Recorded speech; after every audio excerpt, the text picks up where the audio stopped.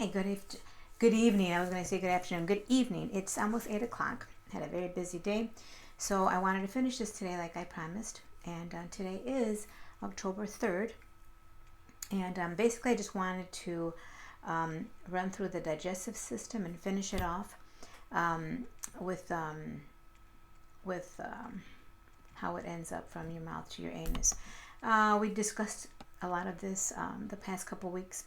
But so the quick summary is ingestion, digestion, absorption, and elimination. That's what goes on when you eat.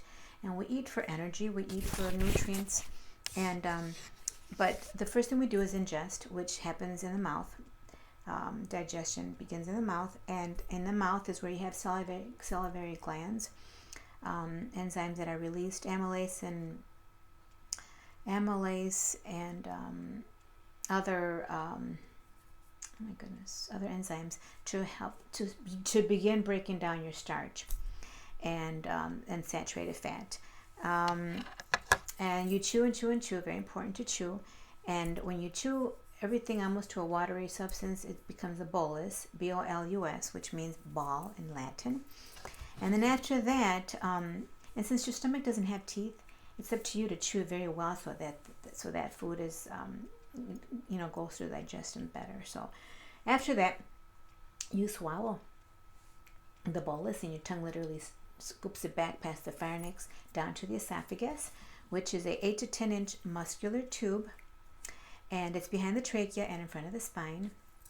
And so the bolus is pushed through a series of muscle contractions called peristalsis, and that takes about 3 seconds to after you swallow it. And also we covered that babies haven't developed a certain enzyme to help them break down starch, which is why it's crucial that you do not feed them starchy foods until their molars come in. And so after that, digestion, and that after you swallow your food and goes down to your esophagus, it will go through your cardiac sphincter right before your stomach, and that it's a little muscular ring that opens up when your food comes and then closes it up when the food goes through. And so the stomach has 3 layers of muscle to churn the food and to form it into chyme, C-H-Y-M-E. And that's also where in the stomach where pepsinogen and hydrochloric acid get together and make pepsin that breaks down protein. Protein is the only thing that happens in the stomach. And hydrochloric acid is antifungal and antibacterial. So it's good to have healthy hydrochloric acid, and that's why you don't want to drink when you eat, because it waters down the enzymes that makes good hydrochloric acid. So be mindful of that. Don't eat and drink, or drink while you eat. And after that is absorption. Now this is very important because this is where most of the action happens in your small intestine. And it's about 20 feet long. It consists of the duodenum, the jejunum, and the ileum. And this digestion is supported by the accessory organs, the liver, the the salivary glands, which we already covered, the salivary glands, the liver, the gallbladder, and the pancreas. Okay, so those things are very important. Those, what they call accessory organs, they don't come in contact with the food that you eat, but they help your small digestion and your whole GI tract to with the enzymes that they release. And there's a lot about each of these accessory organs, so I won't get into it because it'll take a few hours to get into that. But okay, so basically the liver has we already said the salivary glands are the parotid, sublingual, and the submandibular in your mouth. In your liver, there's over 200 functions. The liver makes bile to help break down fats. It modifies glucose to store glycogen, and it stores bile. Okay, and your gallbladder stores the bile that helps break down the food you eat.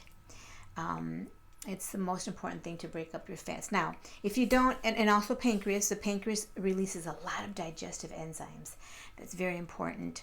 And if you don't have a gallbladder, then your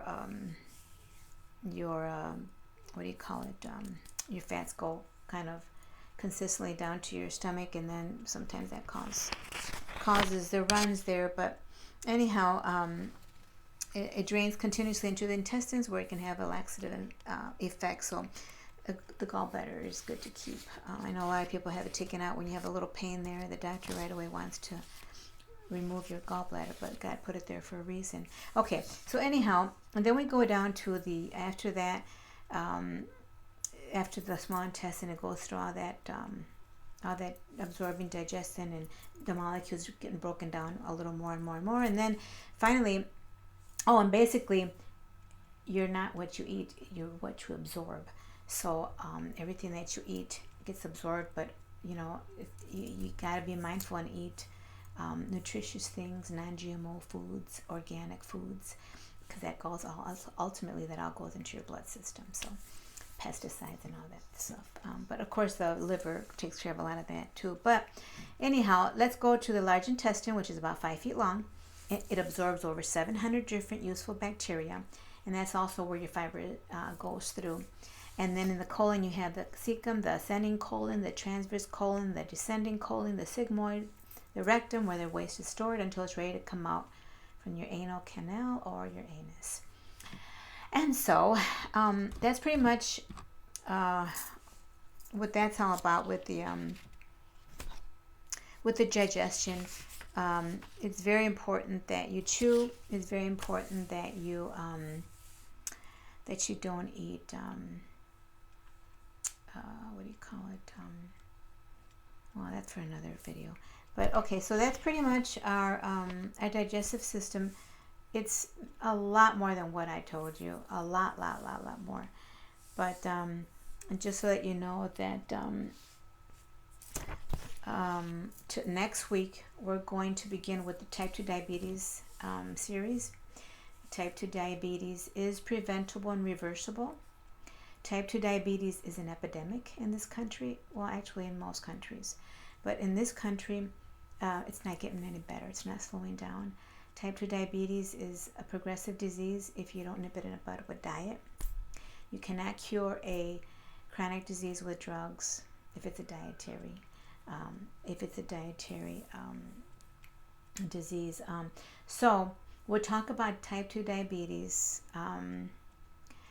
It's a disease that it's a slow death with type 2 diabetes. Most of the time you start with a fatty liver disease, then they start you on metformin or some other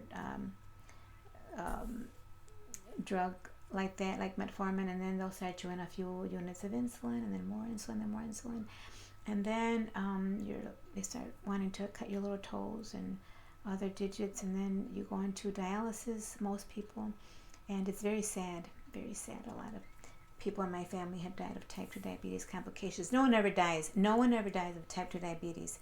People die from complications from diabetes, heart disease, strokes, and all those things that I'll talk about next couple of weeks.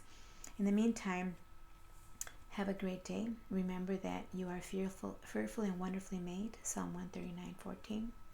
And if you enjoyed this video, don't forget to subscribe in the bottom. Just click on subscribe, and then and the little bell so that you get the little notice that I have completed a video. I will try to upload it Saturday. I have company coming in from out of town, so I'm going to try to do it Saturday. If I don't, it'll be Sunday. But in the meantime, have a great weekend. Thank you for tuning in, and be blessed. Bye-bye.